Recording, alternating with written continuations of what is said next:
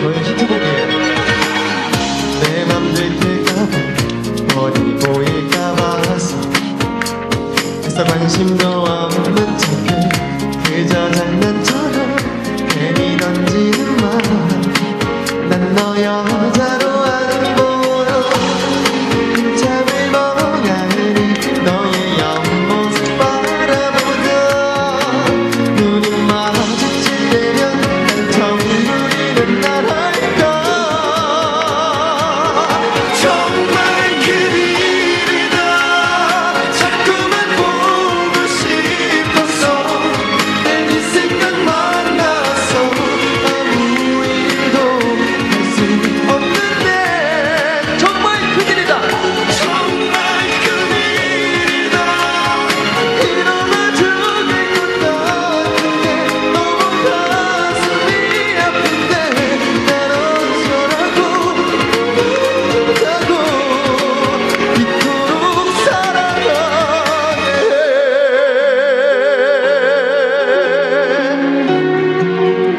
찬양 아니니까요 가사 보지 마시고 저 보세요. 혹시 피할까봐 물 낮을까봐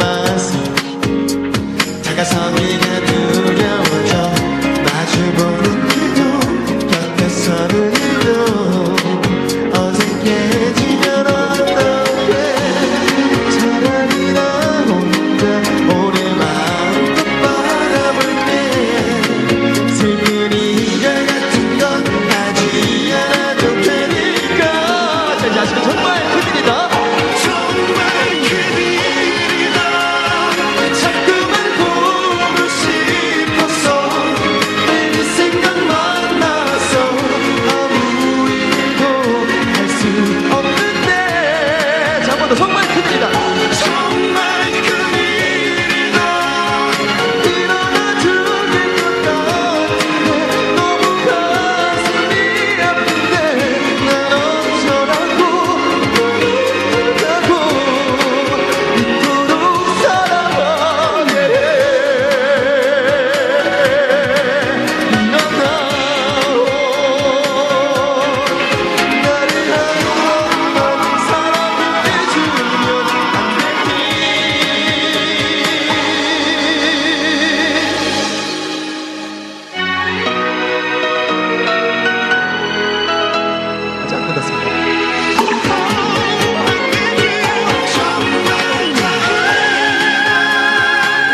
아직 안 끝났습니다. 네, 마지막에 정말 다행이다 정말 다행이다 아프지 않아도 되니까 없으니까 그래 행복해 나만 혼자 부르면 돼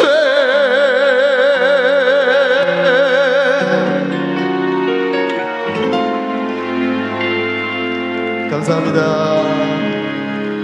감사합니다. 감사합니다. 그래요. 이게 보면 때를 안 그래도 제가 치우고 싶었는데 감사합니다. 네. 느닷없이 저의 히트곡을 이렇게 거룩한 성전에서 죄송해요.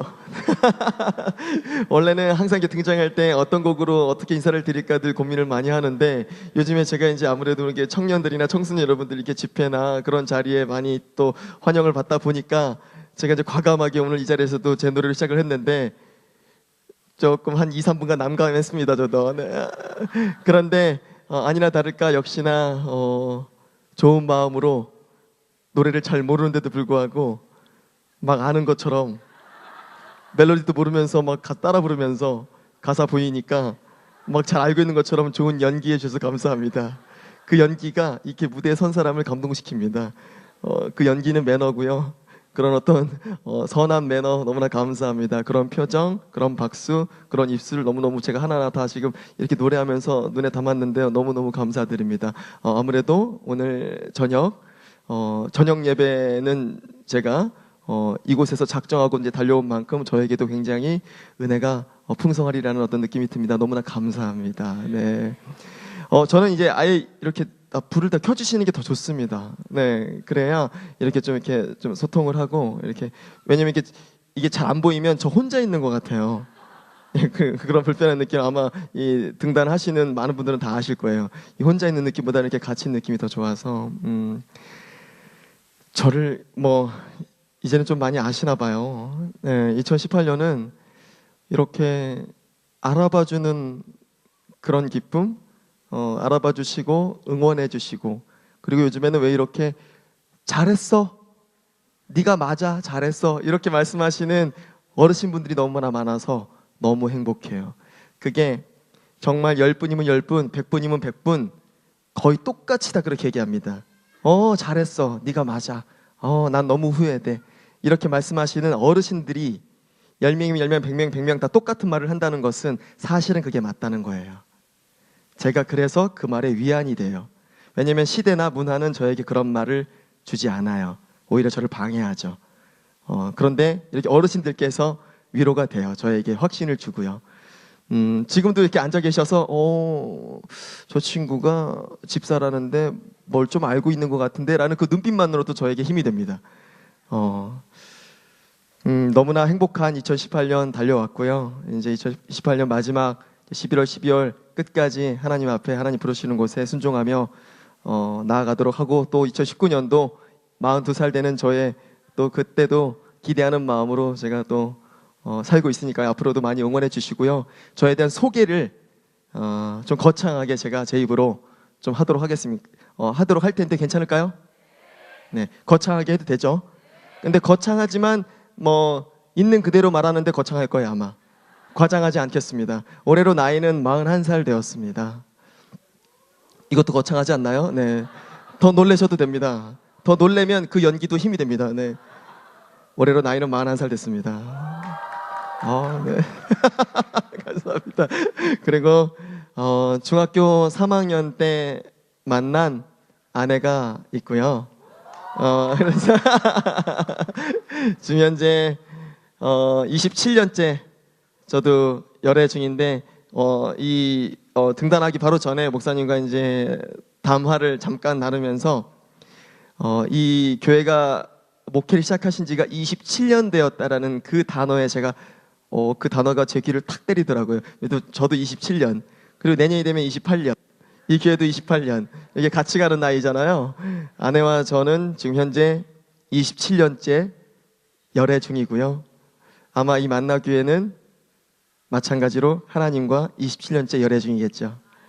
네, 앞으로도 우리가 크리스찬으로서 이 시대 가운데 예배하는 삶이 힘들고 고단한 것이 아니라 지키고 질서 안으로 들어가는 그 삶이 더 뜨거워지고 더 누리고 더 열애하는 거라는 것을 하나님 붙잡고 하나님과 뜨겁게 사랑하는 거라는 것을 잊지 않고 그 사랑 안으로, 그래서 그 사랑이 고되더라도 그 안으로 뛰어드시는 우리 만나교회 여러분들 되시기 바랍니다. 사랑이라는 것이 뭐 2년 되면은 뭐 의학으로는 뭐 호르몬이 어떻게 돼서 뭐 서로 뭐 이제 질린다 뭐 이런 건 저런 거 의학으로 얘기하는데 어떻게 하나님이 주신 그 질서의 사랑이 그 인연으로 증명이 되겠습니까? 절대 그렇지 않습니다. 저는 제 삶을 통해서 확실하게 확인했습니다. 거짓말하는 게 아니고요. 방송에서 보신 그대로 저는 아내가 지금도 날마다 새롭고 날마다 보고 싶고, 물론 아이를 6이나 낳아서 더 예뻐 보이는 것도 있는데 그 6인지 아직 소개를 안 했군요. 네네. 10년 되어서야 깨달았던 사랑이 있었고요. 20년 되어서야 그제서야 알겠는 사랑이 있었습니다. 그게 너무 신기했어요. 그러노니 그게 너무 분명하니 30년째 깨닫게 될 사랑이 너무 기대됩니다. 그래서 40대에 함께 사랑하면서 알게 될 그 사랑이 너무 기대됩니다. 너무 궁금하고요. 아직도 내가 모르는 사랑이 있다는 것이 분명하다는 거니까 그게 설레는 거죠.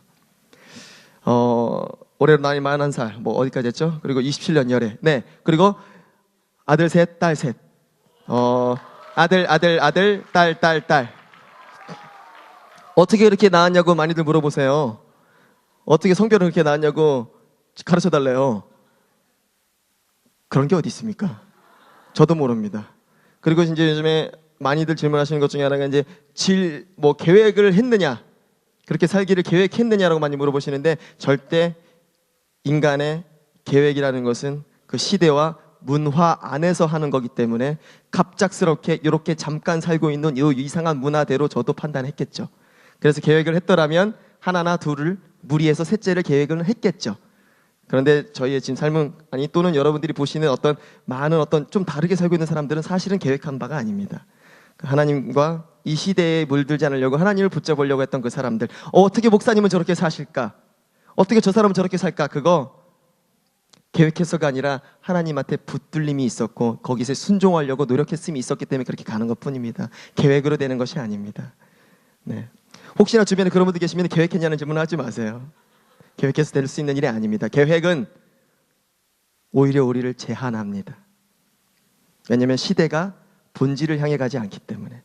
시대는 악한 쪽을 택하게 돼 있습니다. 편함은 선함을 택하지 않습니다. 편함은 악함으로 가게 돼 있습니다.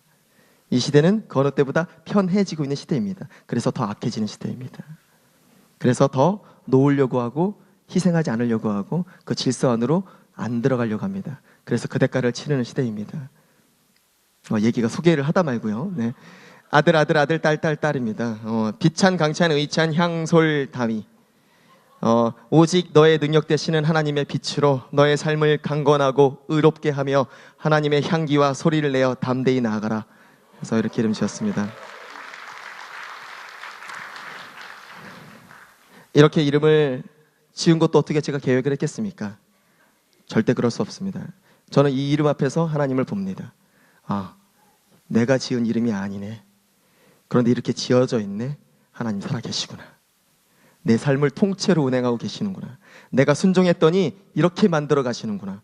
나도 모르게 이렇게 만들어 가시는구나. 난 한 게 아무것도 없는데 이 이름이 내 앞에 있어요. 매일 아침 이 이름이 저를 붙잡아요. 매일 아침 이 이름 앞에 내가 거룩해지는 싸움을 해요. 이 이름 앞에 부끄럽지 않으려고. 하나님이 보여요. 이 이름만 놓으면, 이름만 읽으면 하나님이 보이고 느껴져요. 순종이 저에게 가져다 준 어떤 선물이에요. 하나님의 형상화. 우리가 순종하면 순종할수록 하나님은 우리에게 선명하게 드러나십니다. 그게 하나님의 선물입니다. 드러나심. 하나님이 드러나심이 우리에게 굉장히 큰 기쁨이 됩니다. 성경에 나오는 모든 장수들도 엄청난 전투에서 어마어마하게 승리했는데 그 승리했음에 하나님이 드러나지 않으면 절망합니다. 근데 내가 순종해서 이끌었던 그 작은 전쟁은 하나님이 보입니다. 그래서 큰 기쁨이 됩니다. 내 삶에 무엇을 이뤘고 안 이뤘고가 중요한 게 아니라 아무리 작은 걸 이뤘어도 그곳에서 하나님이 드러나면 우리에게 큰 기쁨이 되고 아무리 큰 것을 이뤘어도 하나님이 보이지 않으면 그것은 절망이 됩니다. 그것만큼 험한 게 없습니다. 내 모든 걸 다 바쳐서 20년을 달려왔고 30년을 달려와서 내가 이루었는데 하나님이 안 보여. 그건 저주입니다. 그렇게 하나님과 손 놓고 달려가는 여러분들이 아니시길 바랍니다. 소개하다 말고 공부를 했네요. 미안합니다. 네. 이렇게만 말씀드리면 이제 중학교 3학년 때 만나가지고 고등학교 때 사고 쳐가지고 애기 난 줄 알아요. 네, 그런 거 아닙니다. 네, 29에 첫 아이 낳았고요. 그리고 그렇게 말씀드리면 제가 이제 올해 나이가 41살이니까 애기를 막 낳은 줄 알아요. 네, 애기를 막 낳은 게 아닙니다. 다 어떤 것 질서가 맞는 것인지 늘 하나님 앞에 기도하면서 간구했고요. 그래서 우리가 내린 결론은 2살, 3살 터울, 연년생은 낳지 않기로 결정을 한 거고. 왜냐하면 연년생이라는 것 자체가 어떤 질서를 벗어난 어떤 이 시대가 허락한 어떤 구조라는 것을 하나님께서 느끼게 해주셨어요. 근데 사실 그게 맞거든요. 왜냐하면 연년생은 생겨난 지 얼마 안 됐어요. 아시죠? 연년생이 원래 옛날에도 막 연년생이 많고 그러지 않았습니다. 연년생이 태어날 수가 없는 거죠. 완모하면 연년생 안 태어납니다. 완모 아세요? 완전 모유. 완전 모유 수유를 하면 그 모유 수유 때문에 아이가 생기지 않습니다. 그래서 자연스럽게 1년 이상 모유 수유를 하면 아이가 들어서지 않기 때문에 2살 이상의 터울을 갖게 됩니다. 그게 하나님이 사실 만든 질서입니다. 원래 둘이라는 숫자는 아이가 하나, 둘째가 태어났는데 둘이라는 숫자는 복수의 개념보다는 이 짝 하나의 성질이 강해서 서로를 시기하고 질투할 수밖에 없는 성향을 가집니다. 그런 성질을 가진 숫자예요. 그래서 위아래 구조가 있어야 됩니다. 떨어짐이 있어야 되고 덩치가 달라야 되고 살아온 세월이 달라야 됩니다. 그래서 위에서 받았던 사랑이 충분해야 되고요. 3년 이상의 시간. 그래서 내가 받았던 사랑 때문에 그 다음 아이에게 내가 사랑을 줄 수 있는 아이로. 그 질서는 하나님이 만드신 거죠. 근데 우리가 어긋낸 거죠. 내가 받은 사랑도 아직 모자란데 없는데 둘째가 태어났고 나는 얘를 질투할 수밖에 없고. 우리 어른들의 잘못이죠. 이 시대의 잘못이고. 연년생 나와서 키우신 분들 계실 거예요. 엄청 힘드실 거예요. 네. 엄청 힘드시고 계시죠. 왜냐하면 동물을, 물고기를 이렇게 질서 안에 놓으면 자기들끼리 잘 형성됩니다. 질서 안에 놓으면. 그런데 질서를 무너뜨리고 자라기를 바라면 내가 개입을 해야 됩니다. 더 어려운 싸움이 되는 거죠. 큰애에게 양보하라는 걸 가르쳐줘야 돼요. 말로. 예. 형한테 언니한테 덤비는 거 아니야를 말로 가르쳐야 되고, 못 덤비는 좀비가 3살 터이고 나면 못 덤빕니다. 그게 질서죠. 근데 1살 터울라면은 덤비죠. 걔 잘못이 아니죠. 덤빌 수밖에 없는 본능이 있는 거죠. 예. 그래서 우리 엄마 아빠가 개입을 해야 되는 어떤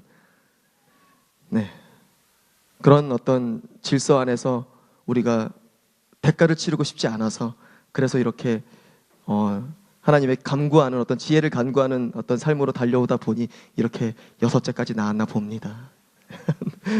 어디서는 아직 교수이기도 하고 학생이기도 하고요. 교회에서는 집사이고요. 그리고 우리 목사님께서 제가 이제는 하나님만 찬양하는 제 노래도 계속 활동하고 있고요. 네. 하지만 하나님께 찬양하는 삶이 제 삶의 왜 가장 중요한 삶인지는 제가 조금 이따 간증을 들려드리면서 이제 알게 되실 겁니다. 제가 제일 사모하는 이름도 사역자입니다. 예, 대한민국 VS라는 그룹에서 멤버로 활약 중인 찬양 사역자 박지연 집사입니다. 반갑습니다. 제가 지금 생각보다 굉장히 지금 말이 되게 빠르죠. 제가 원래 그렇진 않은데 오늘 제가 보통 이렇게 말을 느슨하게 하면은 이제 보통 말 속도로 하면 1시간 반을 넘겨버립니다. 하고 싶은 말은 넘치고, 제가 이제 애기만 많은 게 아니고 말도 많고 막 히트곡도 많고 막 부르고 싶은 찬양도 많고 막 그래요. 그래서 다 많아가지고 이게 이제 시간이 어떻게 걷잡을지 모르는 상황이 되기 때문에 제가 말을 빨리 해서 최대한 이 약간 빠른 말 버전으로 해서 내용은 다 했는데 하고 싶은 말은 다 했는데 시간은 좀 줄여드는 이런 효과를 보기 위해서 말을 이렇게 빨리 하는 겁니다. 이해는 다 되시죠? 발음이 이렇게 나쁜 편은 아니어서 다 이해가 되실 겁니다. 짧은 간증을 좀 하겠습니다. 저는 중학교 3학년 때부터 노래를 시작했습니다. 노래를 원래 그렇게 잘하는 녀석은 아니었습니다. 근데 이 이야기는 지금은 잘한다는 전제하에서니까 그렇게 얘기해도 되겠죠? 지금도 아닌데 뭐 이런 거 아니죠? 네네. 아니. 중학교 3학년 때는 그냥 목소리가 좋다는 소리를 좀 들었던 것 같습니다. 그래서 친구들 등 떠밀려서 노래를 부르게 되었습니다. 교실에서 또는 운동장에서. 그런데 저에게는 노래를 하고 나면 친구들이 너 가수랑 목소리 비슷한 것 같아. 너 가수 같아. 이런 얘기들을 이제 하기 시작하는데, 그게 저를 약간 자극을 하면서 기쁘게 하면서 노래를 연습하게 만들고, 왜 그런 거 있잖아요. 등 떠밀려서 막 자꾸 으쌰으쌰 하면서 구름 위에 뜬 기분으로 막 하게 되는 거. 그런데 이상하게 어느 날부턴가 탁 이 앞에 나와서 무대를 서면은 배가 아픈 거예요. 굉장히 큰 아킬레스건이었던 거예요, 저한테. 배가 어느 정도로 아프냐면 한 40분간 장을 막 꼬집어서 뜯는 것처럼 아픕니다. 이 신경성 위궤양으로 무대 공포증을 넘어선 겁니다. 무대 공포증을 훨씬 넘는 어떤, 그래서 장기들이 굳어버리는, 너무 이게 싫으니까. 그러니까 저는 지금 사실 뭐 이제 어느 타이밍부터 배가 안 아팠는지 뭐 이제 다 말씀드릴 텐데, 지금은 하나도 안 아프고요. 지금 이렇게 말도 합니다. 우리의 잘남과 못남이 중요한 게 아닙니다. 제 어떤 이 짧은 간증을 통해서 내가 어떻게 태어났고 아니고가 중요한 게 아니라는 것을 느껴지셨으면 좋겠습니다.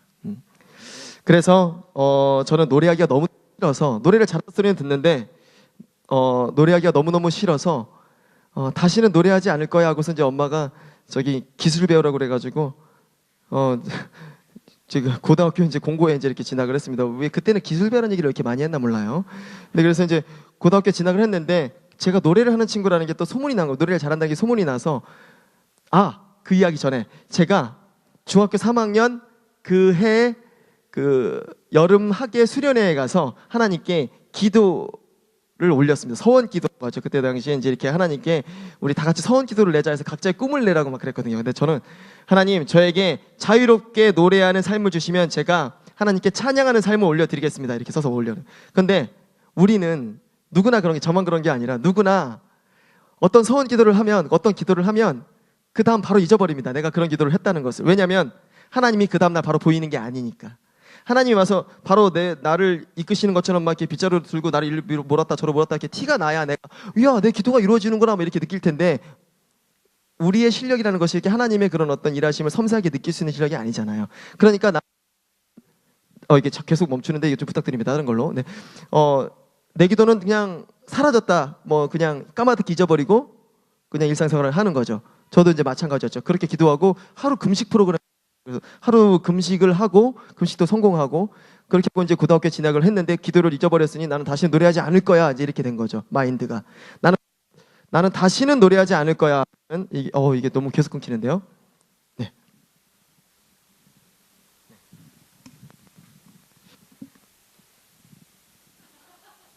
이렇게 얘기할까요? 예, 네. 네, 나왔습니다. 네. 다시는, 계속 끊기는 거가 어떤 여기가 아니라 리시버 네, 여보세요? 네. 네, 네. 우선 해보겠습니다. 다시는 노래하지 않으리라는 어떤 마음으로, 고등학교 진학을 해서 이제 공부 열심히 하고 기술 배우려고 했는데, 제가 노래를 했던 친구라는 게 소문이 나면서, 고등학교에 최초로, 그 고등학교에 최초로 밴드부가 창설이 됩니다, 저 때문에. 제가 밴드부 1기예요, 그래서. 지금은 26기로 이어져 오고 있겠죠. 마이크 조금만 켜주세요. 26기로 이어져 오고 있고 제가 1기고 그 후배들이 저를 응원하고 있고요. 1기 보컬 중에 그 사람이 가수가 되었다 이렇게 해서 3년 내내 노래를 정말 징하게 불렀습니다. 왜냐면 교장선생님이 포크송을 줘야지 포크송을 엄청 외웠습니다. 그거 코드에 맞게 해드려야 되니까. 그리고 학교를 졸업하고 저는 이제 회사에 취직을 합니다. 경원세기 에어컨이라고 해서 센츄리 에어컨 회사, 그 공장 부지에서 많이 쓰는 에어컨인데 굉장히 유명한 회사입니다. 거기서 제가 성적이 좋아서 시운전반에 굉장히 엘리트로 취직을 합니다. 나는 이제 그래서 초봉부터 높았고요. 굉장히 좋은 회사죠. 그런데 회식을 하잖아요.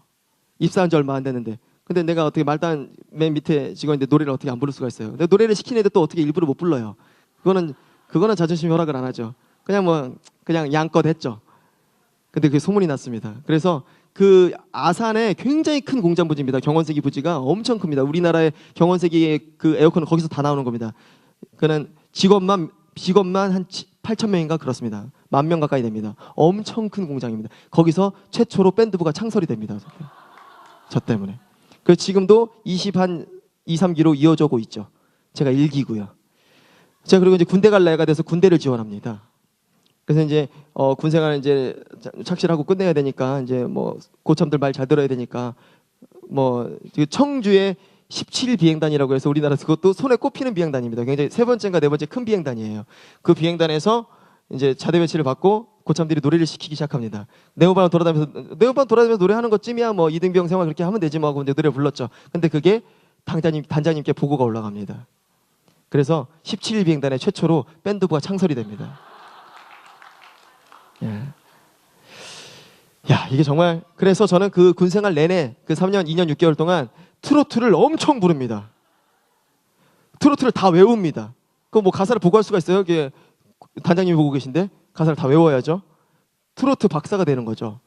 트로트 창법, 뭐 포크송 창법, 저기 회사에서는 그 경원세계에서는 락. 그러니까 제가 안 해본 장르가 없습니다. 포크, 락, 트로트. 그리고 이제 군대를 전역을 하고 다시는 노래를 안 해. 드디어 왜냐면 저는 늘 아팠거든요. 단 한 번도 안 빼고 아팠습니다. 근데 이 아프고 이 싫은 거를 상상을 못 하실 겁니다. 왜냐면 노래를 잘하고 사람들이 좋아해지니까 좋겠지. 아니요. 이게 너무 고통스러우면요. 이 무대가 막 진저리가 납니다, 이제. 너무너무 싫었는데. 그래서 다시는 노래하지 않기로 작정했는데 두 후배한테 전화가 옵니다. 그게 지금의 김경덕과 최현주입니다. 우리 멤버. 두 후배한테 선배님 군대 전역하시는 거 우리 기다렸습니다.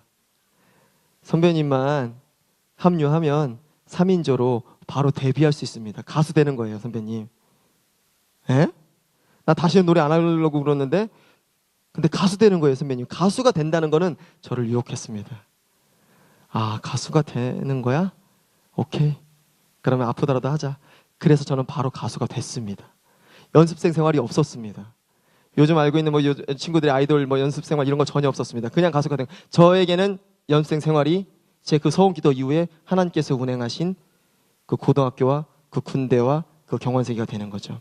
모든 장르를 다 했죠. 그리고 데뷔하자마자 도전천국에서 엄청 우승합니다. 제가 가사를 다 아니까. 네, 뭐 이런 놈이 다 있어. 쟤는 왜 가사를 어린애가 다 아는 거야? 네. 그리고 하나님께서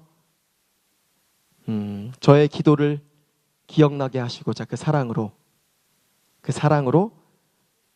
기억나게 하기 위해서 저의 모든 사업과 가수로서의 삶을 실패하게 하십니다. 나의 기도를 기억나게 하시기 위해서. 그래서 저에게 그 성공보다 더 귀한 삶의 방향을 잡아주기 위해서. 네. 저는 그 31살까지 보고 싶은 날에는 활동할 때까지도 배가 아팠습니다. 그래서 보고 싶은 날엔 막 일이 하는 막 그런 날도 노래를 하고 나면 멤버들은 항상 지현이 형은 지금 배가 아파서 차에 있어요. 이렇게 뭐 뒤풀이 장소나 그런 데서 제에 대해서 이제 얘기해주고, 저는 항상 한 40분 늦게 참석하거나 집에 가거나 자리가 끝났으면 집에 그냥 가거나 항상 그랬던 멤버인데, 그 기도가 그때 모든 실패로 대전에 내려가서 아내와 함께 그 기도, 여보 우리 새벽 예배 드리자 해서 대전에서 고향으로, 물론 금유한양은 못했지만 하나님의 마음으로, 하나님의 품속으로 금유한양 한 거죠. 그리고 그 기도가 기억이 나고 그 해에 처음으로 제가 찬양 앨범을 32살에 발매를 합니다. 그래서 그때부터 32살부터 지금까지 저는 단 한 번도 배가 아프지 않습니다. 이런 거는 그냥 삶을 이렇게 지나온 어떤 팩트라 그러죠. 여러분들도 아마 삶을 살고 나면 그냥 이렇게 딱 심플하게 말할 수 있는 어떤 사건들이 있을 겁니다. 근데 이렇게 사건 그대로를 이렇게 말하고 전달을 해도 그냥 우연히 그럴 수 있지라고 느끼는 게 우리 사람들의, 인간들의 수준입니다. 우리는 누군가 죽었다 깨어나도 우연이라고 그럽니다. 의학으로 뭐 그럴 수 있어, 심폐가 다시 소생될 수 있어 라고 말하기도 하고요. 멀쩡하게 두 사람이 결혼해서 건강상엔 아무 이유도 없다고 그러는데 아기가 안 생기는 부부도 허다하고요. 근데 그걸 갖다가 뭐 환경 호르몬이 뭐 이런 식으로만 분석하고 있고요. 절대 그런 거 아니죠. 아기가 절대 생기지 않는 불임 부부라고 했는데 아기가 생기는 경우도 있고요. 그러면 그냥 뭐 몇 분의 몇 확률은 그렇습니다. 또 이렇게 말을 바꾸죠. 의학이 그렇습니다. 사실은 생사화복은 하나님께 달려 있는 것입니다. 우리의 상식이 의학에 의존하는 어리석은 마음을 가질 뿐인 겁니다. 사실은 의학이 아닙니다. 의학으로 이렇게 우리를 속일 뿐인 거죠. 제3 역시, 이런 팩트 역시 그냥 우연히 그렇게 느낀다면 세상에 일어나는 모든 현상은 다 우연이라고 말할 수가 있겠죠. 그런데 우리만 알고 있는 거 있어요. 왜? 나 자신만 알고 있는 거 있어요.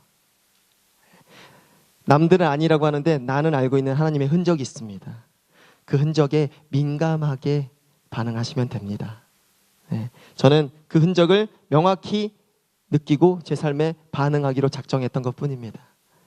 그때 당시에 발매하고 올려드렸던 그 찬양, 지금 먼저 올려드리겠습니다. 그 아무도라는 찬양 올려드리겠습니다. 준비되시면 틀어주시면 됩니다. 네.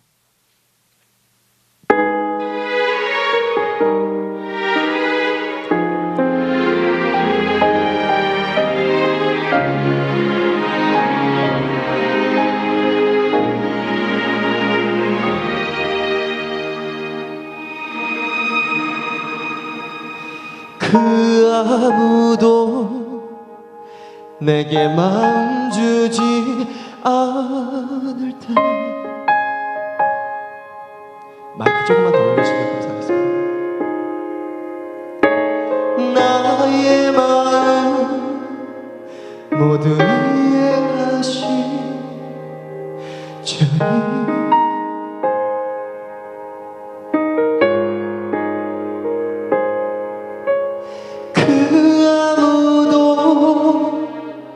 나의 눈물 모르다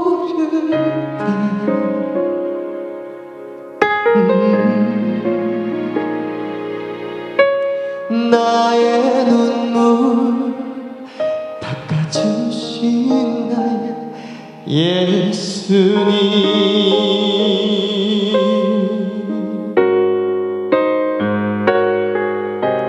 당신은 나의 구세주,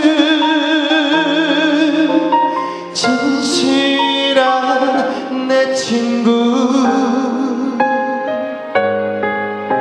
내 맘과 영혼 어루만지고 내게 새삼 주신 주님, 당신은 나의 사랑, 영원한 내 친구, 나의 마음 다해 사랑하리 주님을.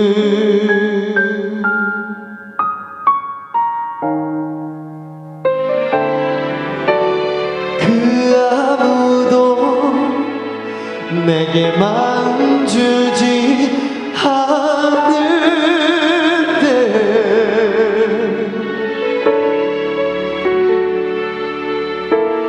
나의 마음 모두 이해하신 주님,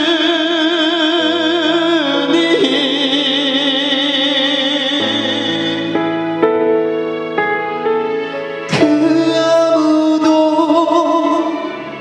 나의 눈물 모를 때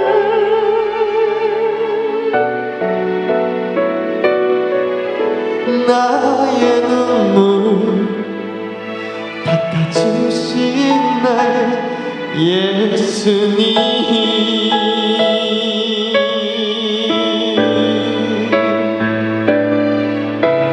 당신은 나의 구세주,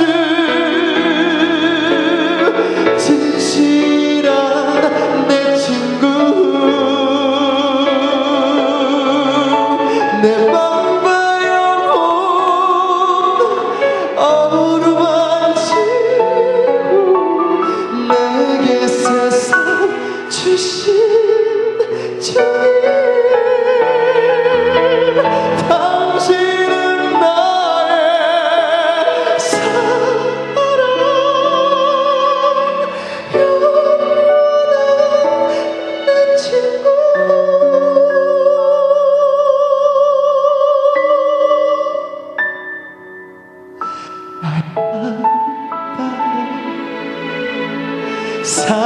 사랑하리 주님을.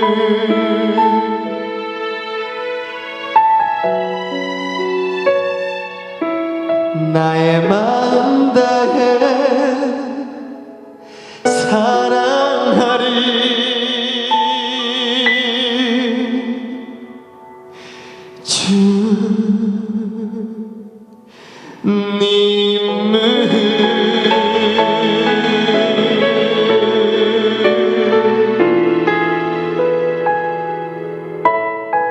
할렐루야. 감사합니다.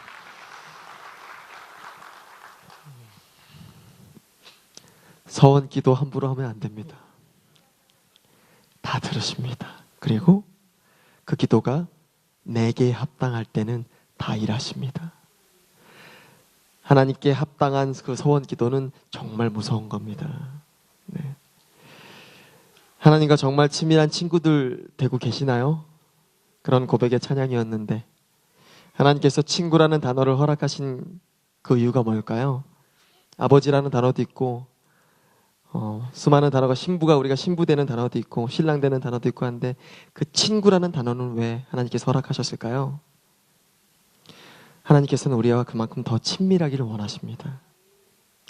근데 이 시대는 우리가 하나님과의 그런 친밀함을 놓쳐버린 시대가 많습니다.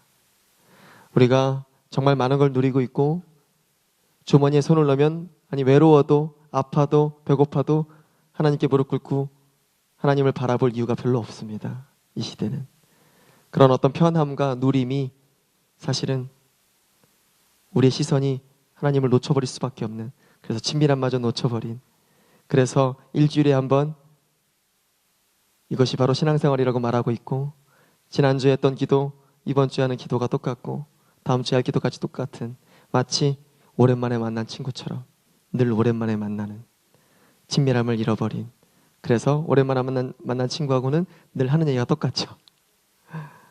우리가 하나님과 그런 오랜만에 만난 친구 같은 관계를 유지해가는 건 아닌지, 친밀함으로 발전해가지 못하는 건 아닌지, 그 친구라는 단어 앞에 우리의 신앙생활을 점검하시는 여러분들 됐으면 좋겠습니다. 친구도 날마다 만나는 친구하고는 모든 대화가 새롭습니다. 대화가 더 많아지죠. 네. 하나님과 날마다 예배하시는 여러분들 되시기 바랍니다. 그게 어느 자리이건 어느 순간이건 단 5분 이상 하나님을 잊어버리지 않는 여러분 됐으면 좋겠습니다. 요즘 저에게 정말 가장 많이 하시는 질문들이 몇 가지가 있는데요. 그 중에 한 가지 질문을 제가 소개하겠습니다. 그냥 아마 여러분들도 아마 하고 싶은 질문이실 거라서 저를 마주치면 먼저 이렇게 위아래로 훑어보고 육남매 아빠네? 이럽니다. 예. 그 다음 하시는 질문이 뭔지 알아요? 아이고 육남매 아빠네. 아이고 힘들지 않아? 예. 힘들지 않냐는 질문 너무나 많이 하죠. 그냥 엘리베이터에서 마주치는 분들마다 청소하시다 말고도 물어봅니다. 힘들지 않아요? 아이고. 예. 이게 어느 순간에는 그 질문이 너무나 많길래 좀 불편해지더라고요. 근데 그게 많이 물어보는 것에 대한 불편함이 아니라 뭐라고 답할지가 조금 이제 곤란스러운 어떤 나 힘들지 않은데 이게 힘들지 않은 이 느낌인데 이걸 어떻게 설명해야 되지? 가 딱 걸리는 거예요. 그게 어려운 거예요, 설명이. 짧은 순간 안에 이렇게 잠깐 마주쳤는데 어떻게 설명할 수가 없잖아요. 앉아보세요 하고선 얘기할 수는 없잖아요. 이게 왜 힘들지 않은 거냐면요. 이렇게 얘기할 수가 없으니까 그게 어렵더라고요. 그러니까 나중에는 그냥 근데 이게 내가 혹시 교만한 마음이 든 건 아닌지 싶어서 아내하고 이제 나눴습니다. 그랬더니 아내도 그렇다는 거예요. 그러면서 이게 교만한 마음이 아니라 왜 그런지를 알아냈어요. 아내와의 대화 속에서. 뭐냐면 여러분들도 아마 이 자리에 지금 굉장히 여러 세대의 여러분들이 앉아 계시는데 장로님, 청년, 청소년 엄청 많이 앉아 계시는데 그 20년 전이든 30년 전이든 그 첫사랑 한번 떠올려 보세요. 아니면 50년 전도 괜찮아요. 10년 전, 3년 전도 괜찮아요. 청년이나 청소년. 떠올려 보세요. 그 첫사랑. 또는 첫사랑이 아니더라도 그냥 그 절절했던 그 사랑. 지금의 그이. 처음 만났을 때. 지금의 그이가 아니어도 돼요. 아무튼 그 머릿속으로 들키지만 않게 상상해 보세요. 떠오르세요? 왜냐하면 사랑을 했을 그 절절했을 그때는 굉장히 선명합니다. 그게 사랑의 의미거든요. 그 선명함을 한번 떠올려 보세요. 떠오르시죠? 그때 밤새서 편지 쓰기도 하고 밤새 선물 만들고 선물은 무조건 내가 만들어야 돼. 돈으로 사서 주는 건 아니래. 내가 해야 돼, 고생을. 그런 기쁨, 그 고생의 기쁨까지 누리는 밤샘. 그리고 밤새 선물 먹고 밤새 통화하고 밤새 길을 같이 걷고 다리도 안 아파. 밤새 길을 걸어도 해돋이를 맞이해. 그래도 멀쩡해. 그리고 그 하루를 또 살아요. 멀쩡한데. 하게. 군대 휴가 나왔을 때는 2박 3일 동안 단 하루 1시간도 안 자는 사람도 엄청 많아요. 너무 뜨겁게 그런 어떤 열애 중인 어떤 사람들은 다 그래요. 그게 피곤하지 않은 게 아니라 피곤한지 모르는 그런 상태인 거죠.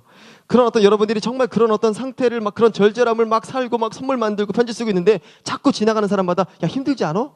야 너 그렇게 편지 쓰는 거 힘들지 않아? 너 그렇게 날 새는 거 힘들지 않아? 자꾸 계속 물어보면 짜증 안 나요? 친구가 야 너 힘들겠다 이러면 안 힘들어 이럴 거 아니에요. 그죠? 내가 그 상태를 살고 있다는 걸 알았어요.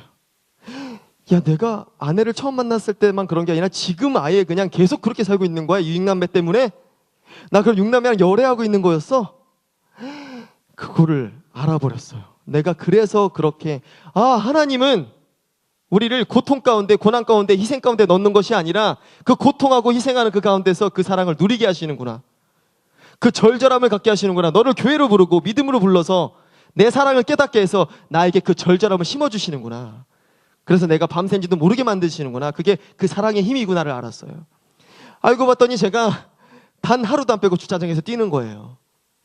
돌아보니까 나는 그게 뛰는지를 몰랐어요. 생각해보니까 절절한 사람들이 하는 패턴이 뭐지 하고 내 상황을 돌아본 거예요. 이렇게. 그랬더니 맞아요. 주차장에서 항상 뛰어요. 집에 들어갈 때. 그 10초 때문에 5초 때문에 빨리 가려고. 5초 10초 왜 빨리 가냐. 집에 갈 때 저는 항상 과속합니다. 어디 가서 얘기하시면 안 돼요. 네. 근데 그 과속하면 그래봐야 5분 빨리 가는데 10분 빨리 가는데 그래봐야라뇨. 사랑이 절절하면 5분 10분 엄청 귀합니다. 그런 절절하지 않은 사람이 하는 말이죠. 절절한 사람은 5분 10분 엄청 귀합니다. 엄청 쏩니다. 아무튼 네. 위험하지 않은 선에서 써요. 네. 네. 진짜 얘기하시면 안 돼요. 네. 그런 어떤 내 패턴, 내 생활을 보면서 내 움직임을 보면서 아, 내가 진짜 그런 상태를 날마다 사고 있다는 걸 알았습니다.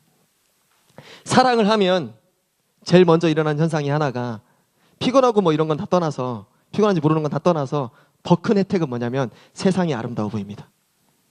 이게 제일 끝내줍니다. 세상이 변한 게 아닙니다. 내가 사랑을 하면 세상이 아름답게 느껴집니다. 하나님의 그 사랑을 알면 세상이 아름답게 느껴집니다. 왜냐하면 내가 그 사랑에 반응을 하기 때문에. 그래서 우리는 사랑이 뜨거워지려고 노력하는 게 아니라 하나님의 그 사랑을 알려고 노력하는 싸움을 해야 됩니다. 하나님의 그 사랑을 나를 얼마나 이 존재가 나를 얼마나 사랑하는지를 알면 내 사랑이 뜨거워집니다. 그 사랑이 너무 고마워서. 지금 저는 이제는 어떤 감각이 생겼냐면요. 지나가는 아이들만 봐도 울컥합니다. 그게 제가 눈물이 많아서가 아닙니다. 감성이 예민해서라고 착각하지 마세요. 그거 아닙니다. 알게 된 거죠. 육남매, 그러니까 여섯째를 낳던 날은 멈추지 않고 4시간을 울었습니다. 그러니까 지나가는 아이들만 봐도 울컥하기도 하고, 뭐 결혼하시는 부부들을 보면 울컥하기도 하고, 막 손을 올리고 하늘을 향해서 기도하는 청년을 보면 막 마음이 터질 것 같아요. 저런 청년이 있다는 게 그냥 손 올린 것만으로도. 저한테는 어떤 감수성이 생긴 이유가 뭘까 또 생각을 해봤어요. 6째 아이를 낳던 날은 정말 4시간을 멈추지 않고 울었습니다. 내 안에서 그렇게 액체가 이렇게 더 이상 나올 수 있을까 싶을 정도로 멈추지 않고 울었습니다. 근데 친구들은 저에게 그렇게 얘기합니다. 야, 6째쯤 됐으면 담담할 때 되지 않았냐고. 아니죠. 천만의 만만의 말씀이죠. 더 많이 안다는 것은 우리를 더 섬세하게 합니다. 매일 아침 목사님이 눈을 뜨고 무릎 꿇고 하나님 앞에 눈물을 흘리는 그 이유는 감수성이 예민해서가 아닙니다. 하나님의 마음을 적어도 우리보다는 먼저 들여다보고 더 많이 들여다보고 더 많이 알고 느껴지기 때문에 흘리는 눈물입니다. 더 많이 안다는 것은 우리를 섬세하게 합니다. 이 땅은 그런 섬세하게 느껴지는 수준이 되어야만 느낄 수 있는 그런 굉장히 귀한 작품입니다. 그냥 섣불리 그냥 세월 좀 살았다고 느껴지는 작품이 아닙니다. 실력이 돼야 느껴지는 작품입니다. 기가 막힌 미술 작품을 갖다 줬는데 몇천 년 된 건데 이건 무슨 그림이지? 난 모르고서 내 취향이 아니야. 그게 정말 취향의 차이입니까? 수준의 차이죠. 사실은 못 알아보는 거죠. 이 알아보는 사람은 이 그림 하나로 눈물을 절절 흘리겠죠. 아는 만큼, 느껴지는 만큼. 기가 막힌 음악을 갖다 줬는데 내 음악이 아니래. 기가 막힌 성경, 하나님의 말씀을 갖다 줬는데 우리의 아직은 하나님의 마음을 들여다볼 수 있는 실력의 부족함인 거겠죠. 사랑을 하면, 사랑이 뜨거워지면 이런 이 땅이 아름답게 느껴지는 그런 혜택을 저는 받았습니다. 그게 너무 제일 감사합니다. 그렇다면 이거를 아이들에게 어떻게 가르칠 수 있을까를 고민했습니다. 왜냐하면 아이가 많다는 것은 단순히 축복만은 아니잖아요. 귀하게 키워낼 때 축복이고요. 귀하게 키워내지 못하면 복입니다. 얼마나 고민을 많이 하겠습니까? 이 아이들도 15살이 됐을 때 세상이 아름답다고 느껴지면 그게 성공 아닙니까? 15살이 됐는데 사춘기, 생각사, 봄, 춘자. 봄은 보다에서 만들어진 단어. 보고 생각하는 것이기, 처음으로. 15살이 되어야 늘 눈을 뜨고 보긴 했지만 그건 본 게 아닌 거죠. 15살이 되어야 이 땅을 보고 드디어 생각을 하는 시기가 온다는 얘기예요. 그러면 그 시기까지 보고 생각할 때 아름답다고 느껴지면 성공 아닙니까? 이 땅을 살아가는 방법을 가르치는 것이 아니라 이 땅을 살고 싶은 아이로 만들면 그 아이가 살아내지 않겠습니까? 우리가 가르친 것보다는 더 끝내주게. 엘리베이터에서 우리 막 애기들 막 인사 안 하면 옆에 꾹 야 이 새끼 인사 이 새끼야 막 이러죠. 그리고 내리고 나면은 너 왜 아까 인사했어 이 새끼야 너 이러죠. 인사하는 방법을 가르치려고 그러죠. 인사하고 싶은 아이를 만드는 게 맞죠. 그러면 그 아이가 이렇게 인사를 하든 이렇게 인사를 하든 알아서 할 거 아닙니까? 그러면 썩은 표정으로 안녕하세요 이거 하는 것보다는 안녕하세요 이렇게 하더라도 안녕하세요 이렇게 하더라도 그 인사가 낫죠. 그 마음에서 일어나오는 세상을 살고 싶은 그 마음에서 나오는 인사하고 싶은 그 아이. 그게 맞죠. 우리는 이 자세로 가르치죠. 무엇을 해야 성공하는 거라고 생각하고 세상을 살고 싶은 아이를 만드는 게 맞는데, 그것은 세상이 아름다워 보여야 되는 그 첫 번째 숙제가 있습니다. 아, 그렇다면 그 사랑을 내가 가르치는 것이 이 가정에서 해야 될 일이구나. 그렇게 이어진 겁니다. 그래서 저희가 작정한 것이 아침 예배입니다. 저희는 아침 6시 반에 무조건 예배를 올려드립니다. 네. 그리고 우리 삶에 정말 힘든 때가 와서 그 힘든 것을 치워내려고 한 게 아니라 그 힘든 삶을 감당하기 위해서 아침 예배를 5시로 땡겼습니다. 이게 어떤 포인트냐면요, 사실 삶에 힘들고 안 힘들고는 하나님과의 관계에 달려 있습니다. 하나님과의 관계가 뜨거우면 삶에 엄청 큰 문제가 들어와도 우리가 덮어냅니다. 문제와 삼지 않습니다. 그 관계의 힘입니다. 근데 그 관계가 끊어지면 아주 작은 문제만 들어와도 나한테 되게 큰 문제가 됩니다. 그래서 무너집니다. 관계가 해답이죠. 가정도 부부간에 관계가 틀어지면 양말 하나 가지고도 이혼합니다. 양말 왜 안 빨았어? 이걸로 이혼합니다. 양말 여기다 집어던져? 이걸로 이혼합니다. 관계가 틀어졌기 때문에. 관계가 절절하면 그 삶의 그 부부지간에 어지간한 문제는 서로 문제 삼지 않습니다. 같이 해결해 나가죠. 근데 그 관계는 어떻게 세워나가는 걸까요?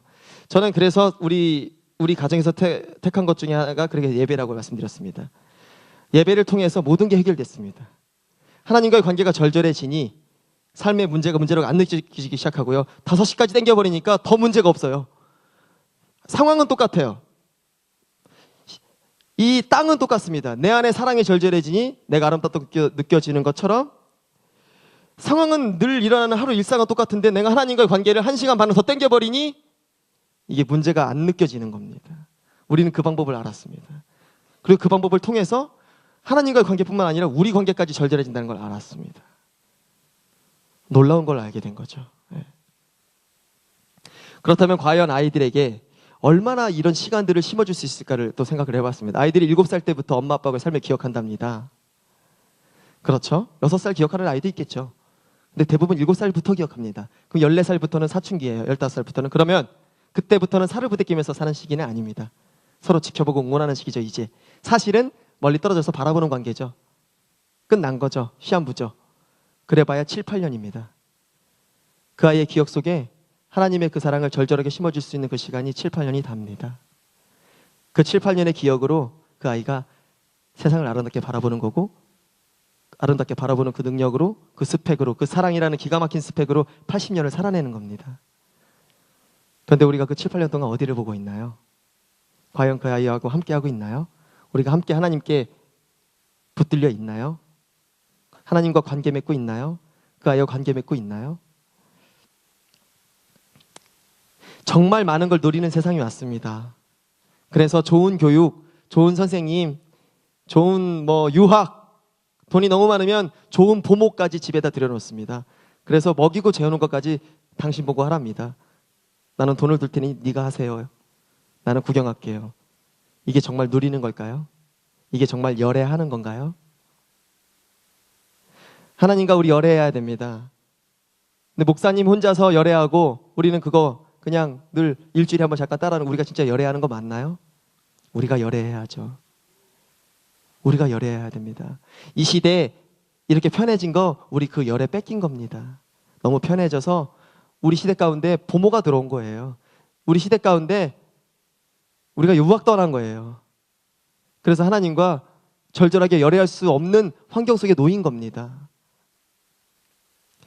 물론 그렇다고 해서 아이들에게 모든 것을 그렇게 하지 말고 다 가르치지 말자, 그게 아니라 이게 정말 과연 누리는 건지 뺏기는 건지에 대한 기준은 알고 살아야, 그래야 점검이 되겠죠.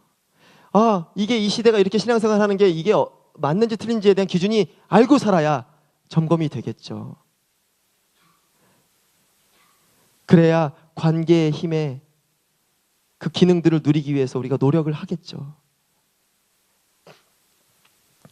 일본의 굉장히 유명한 책에 관계 통장이라는 어떤 굉장히 유명한 책이 있습니다. 관계 통장이라는 말은 사실은 우리가 신앙생활을 시작했으면 또는 가정이 이루어졌고 아이가 태어났으면 그 통장을 채우지 않으면 빈곤해진다는 겁니다. 그 통장을 채워나갈수록 우리는 문제 해결들이 쉬워지는 것을 의미합니다. 그런데 이런 거 있죠. 아이가 생겼는데 그 아이가 관계 통장을 채우지 않아. 요즘 시대는 다 너도 그냥 뭐 학교, 나는 뭐 이렇게 해서 이제 그 시간을 채우지 않아도 너도 어른이 되고 나도 이제 세월이 가는. 그러다가 뭐 어느 날 얘가 사고를 쳤어요. 그래서 사고 친 걸 보고를 받고 엄마한테 보고가 오고 엄마가 또 아빠한테 보고를 해서 내가 어느 날 집에 가가지고 갑자기 맞는 말을 하면서 갑자기 훈육을 하면서 딱 손을 딱 들면 그 아이가 그 손목을 딱 잡는 겁니다. 맞는 말이냐 아니냐, 내가 진짜 사고를 쳤냐 아니냐가 중요한 게 아닙니다. 나는 진짜 큰 죄를 졌어. 그런데 나하고 관계가 없는 그 아빠의 그 맞는 말은 엄청 불편한 게 되는 겁니다. 우리는 왜 매를 드는 게 맞아, 안 드는 게 맞아 이런 것도 관심 많이 갖잖아요. 훈육하는 게 맞아, 아닌 게 맞아, 그런 게 어디 있습니까? 관계가 무너지면 맞는 훈육도 틀린 거고요. 관계가 절절하면 그 아빠가 불구덩이를 가자고 해도 따라가는 겁니다. 그 아이는 그 절절함 때문에 저 같아도 따라가겠어요.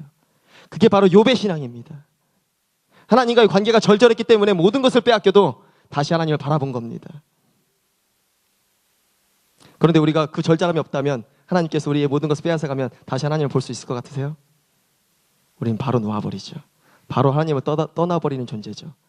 내가 가진 것 조금만 빼앗아 가도 아마 떠날 겁니다. 그 절절함이 없기 때문에. 관계의 싸움입니다. 관계를 절절히 하면 나를 어떤 상황 가운데 몰아넣으셔도 그것이 바로 나를 향한 사랑이라는 걸 우리가 느낄 수가 있습니다. 저는 아이를 이렇게 낳으면서 정말 기뻤던 일 중에 하나가 제가 질서 안으로 초대가 되었다는 겁니다. 크리스찬은 그 질서 안으로 초대됨을 누리시는 여러분들이 되신 겁니다. 그게 제일 큰 기쁨이실 겁니다. 길을 가다가 한 마을이 한 아이를 만든다는 문구를 봤습니다. 차에 써 있었는데, 한 마을이 한 인격체가 형성되려면 그 마을에 여러 공동체에 여러 사람의 힘이 필요하다는 어떤 걸 의미하겠죠. 조부모, 근데 지금은 엄마 혼자서 독박 요구하고 있으니 아이가 어떻게 인격이 올바로 형성되겠습니까? 그거에 대한 어떤 일침을 가하는 말이겠죠. 근데 저는 그 말이 거꾸로 탁 들렸습니다. 한 아이가 한 마을을 만든다고 들렸습니다. 그게 그렇게 보였습니다. 한 아이가 이 땅에 질서를 만듭니다. 단 한 아이가. 우리가 길거리에 담배 피는 어떤 그런 친구들이 이렇게 모여 있어도 아기가 딱 지나가면 담배를 딱 돌립니다. 야, 연기를 저쪽으로 뿜습니다. 본능적으로. 인간의 본능이죠. 생명을 바라보는 본능. 더럽히고 싶지 않은 본능. 아무리 범죄자도 더럽히고 싶지 않은 본능. 이 아이를. 그 아이가 이렇게 지나가면 막 욕설을 하다가도 야, 애기 지나가는데 욕하지 마. 다 그렇게 얘기합니다. 본능이죠. 누가 가르쳐주지도 않았는데 본능이죠. 이 땅은 그 생명이 있기 때문에 우리가 질서 안에 살아가는 겁니다. 이 땅에 다음 세대가 없으면 우리는 질서 있을 이유가 없습니다. 그게 바로 하나님이 우리를 끌어가시는 방법으로 택하신 질서입니다. 생명을 품어라. 그리고 니네가 질서 있어져라. 그리고 목숨과도 바꿀 수 있는 그 사랑이 무엇인지를 그 생명을 통해 경험하라. 아이를 낳는 순간 누구나 똑같이 경험하지, 마음에. 목숨과도 바꿀 수 있는 그 무엇인가를 나는 경험했어. 이 아이를 통해서. 그걸 느껴요. 누구나. 신앙이든 아니든. 아기를 낳으면 목숨과도 바꿀 수 있다는 걸 느껴요. 그걸 못 느끼면 그건 이상한 사람이에요. 어떤 사인이죠. 인간이 사실 모두가 느낀다는 것은 대부분 사인입니다. 목숨과도 바꿀 수 있는 그 사랑이 무엇인지를 하나님께서 우리에게 예수 그리스도를 못 박으셨던 것은 목숨과도 바꿀 수 있는 그 사랑이 무엇인지를 보여주신 거고, 우리에게 생명을 낳을 수 있는 것을 허락하신 것은 목숨과도 바꿀 수 있는 그 사랑이 무엇인지를 알려주기 위해서, 그리고 그 생명으로 인해서 너를 질서 안으로 내가 초대하겠다. 질서 안으로 들어가면 군대처럼, 이제 그때부터 군대 때 질서 지키잖아요. 회사에 취직해도 질서를 지키고요. 군대 때가 제일 건강합니다. 아세요? 누구나 군대 때 제일 날렵하고요. 제일 살 빠지고요. 제일 건강합니다. 제일 쓸데없는 생각 안 하고요. 질서는 우리를 희생하고 고생하게 만드는 게 다가 아니라 결국 우리를 날렵하게 합니다. 그 날렵함은 내가 누립니다. 그게 그 생명의 힘입니다. 우리가 나는 그래도 내가 질서 있을 수 있어. 나는 나를 사랑하니까 이렇게 막 말하잖아요. 나는 자존감이 높아. 어쩌고. 말도 안 되는 얘기입니다. 스스로는 절대 안 됩니다. 명분이 있어야 됩니다. 그 명분의 구조를 하나님께서 만드신 겁니다. 그래서 연예인들 왜 살 잘 빼잖아요. 연예인은 살 잘 빼는 거 아시죠? 연예인들이 이상하게 살 잘 빼죠. 그거 왜 그런지 아시죠? 입금 됐으니까 그래요. 명분이 있긴. 작품이 들어왔고 입금 됐는데 그만한 명분이 어디 있습니까? 그 명분이 그를 그렇게 뛰게 하는 겁니다. 하나님이 이 가정을 사랑한다는 것을 놓치지 않는 것은 이 가정을 뜨겁게 만듭니다. 나에게 목숨과도 바꿀 수 있는 사랑을 내가 소유했다는 것은 나를 뛰게 만듭니다. 나를 질서 안으로 완전히 몰입하게 만듭니다. 선물이죠. 나를 거룩하게 해주는 선물. 그래서 가정의 목적은 그래서 행복이 아니라 거룩이 되는 겁니다. 우리는 스스로 거룩할 수가 없습니다. 그 구조 없이.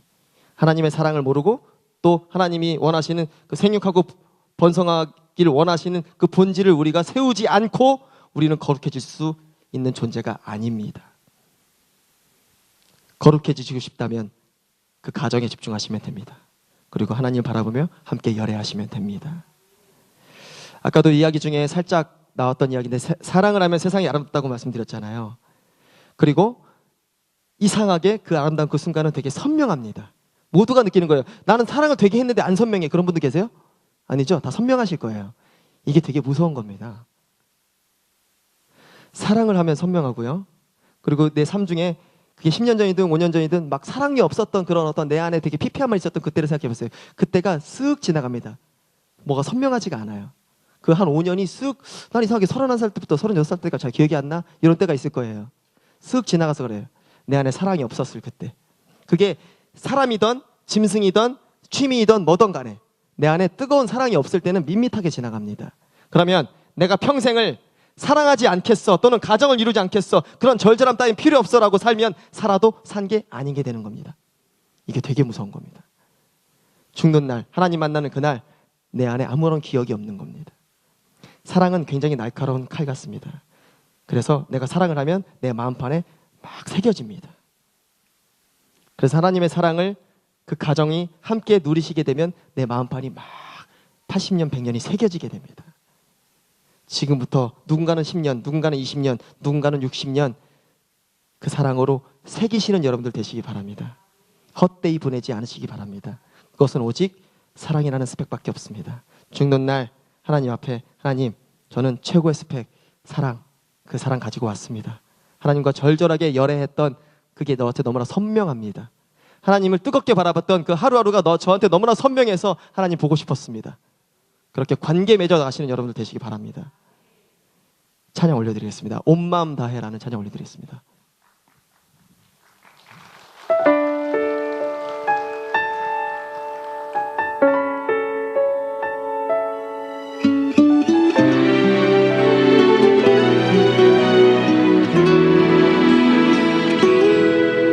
주님과 함께하는 이 고요한 시간 주님의 보좌 앞에 내 마음을 쏟네 모든 것 아시는 주님께 감출 것 없네 내 마음과 정성 다해 주 바라나이다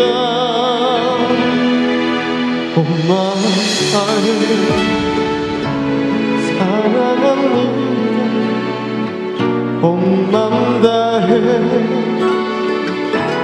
주 알기 원하네 내 모든 삶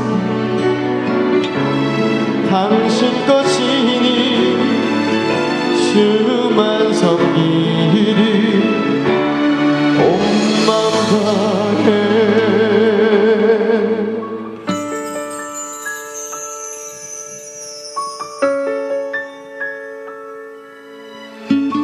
하물며 세상의 인문학 서적을 한번 봐서는 잘 이해가 안 갑니다. 기가 막힌 작품일수록 더 잘 이해가 안 갑니다. 기가 막힌 영화일수록 한 번 봐서도 잘 이해가 안 갑니다. 하나님의 말씀입니다. 하나님의 말씀은 사랑입니다. 그 안에 성경은 하나님의 사랑을 녹여낸 하나님의 말씀입니다. 우리가 그 사랑을 알아내는데 그 사랑을 알아가는데 죽을 때까지 백독이 어렵습니다. 하나님의 그 사랑 앞에 감히 초대되시고 들어가려고 발버둥 치신 여러분 되시기 바랍니다. 저 따르오리다 온 마음 다해 사랑합니다.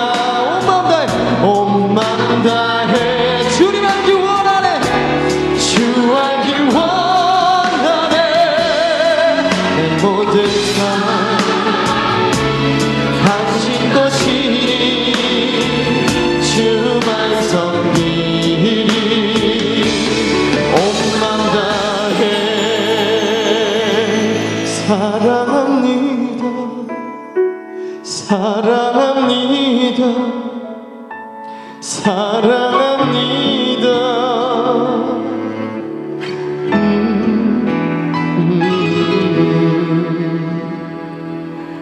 온 마음 다해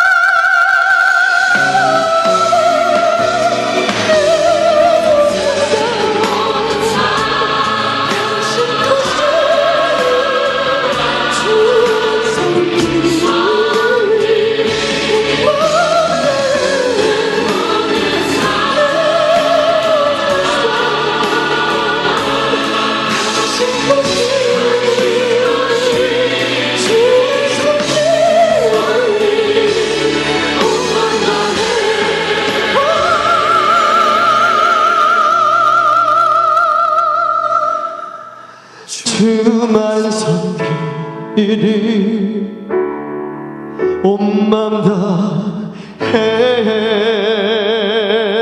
할렐루야.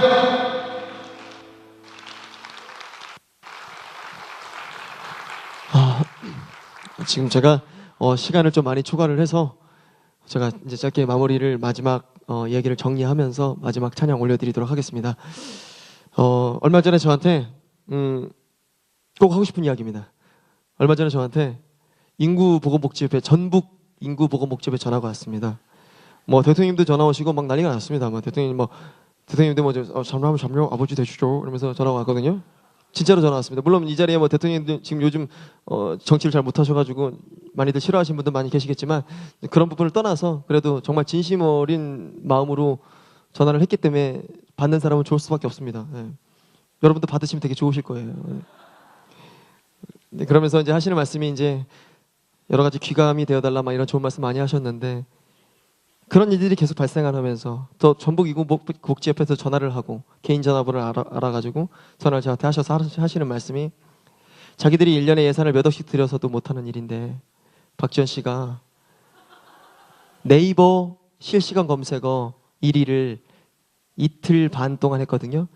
그 이틀 반 동안 박지원 6자라는 글자가 6글자가 1위 6글자가 박지원이 아니고 박지원 6자라는 글자가 그 6글자가 1위를 했다는 것이 이틀 동안 그들에게는 되게 고마운 일이었던 거예요. 왜냐? 그 덕분에 자기들 지역에서만 2018년에 100명 이상 더 태어날 것 같다는 거예요. 박지원 씨 그 뉴스 덕분에. 이게 되게 놀랍지 않으세요? 대통령님이 전화를 하시고 나는 뭘 한 게 없는데 제가 뭘 했습니까?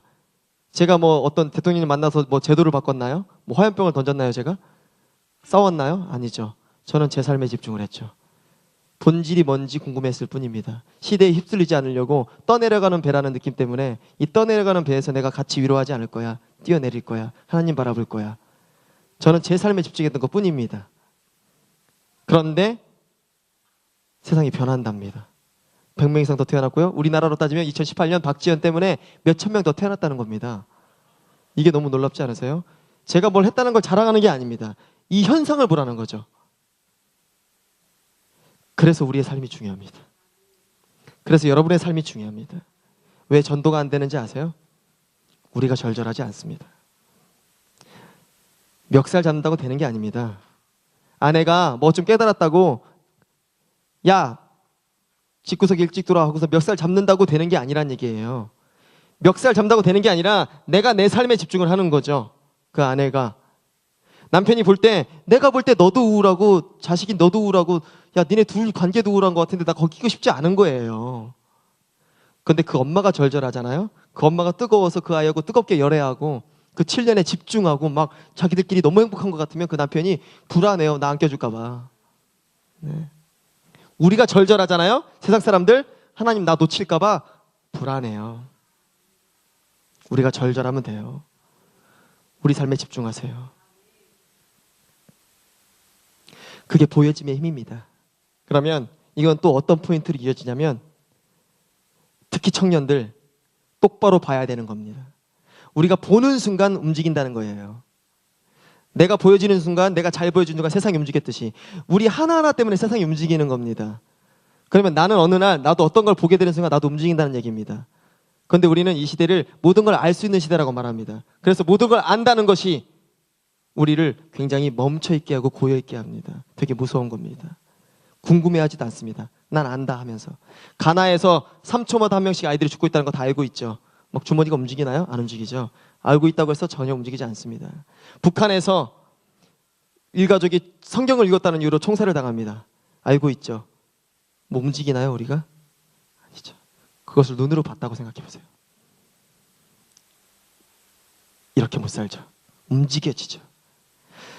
청년들한테 선교 많이 가고 봉사 많이 가고 연탄 겨울에 연탄이라도 날라라. 연탄 그쪽이 따뜻해졌으니까가 문제가 아니라 내가 그것을 보았노라. 한번 보면 그게 80년을 일합니다. 그 안에서. 언젠가 그게 떠오릅니다. 우리의 신앙생활 똑같습니다. 하나님은 내 이 사랑을 우리가 보기를 원하십니다. 들여다 보기를 원하십니다. 그래서 성경을 허락하신 거고 그 안에 그 사랑을 숨겨놓으신 겁니다. 우리가 보기를 원하십니다. 예수님의 피 흘리심을 눈으로 봤다고 생각해 보세요. 우리가 이렇게 신앙생활 할 수 있나요?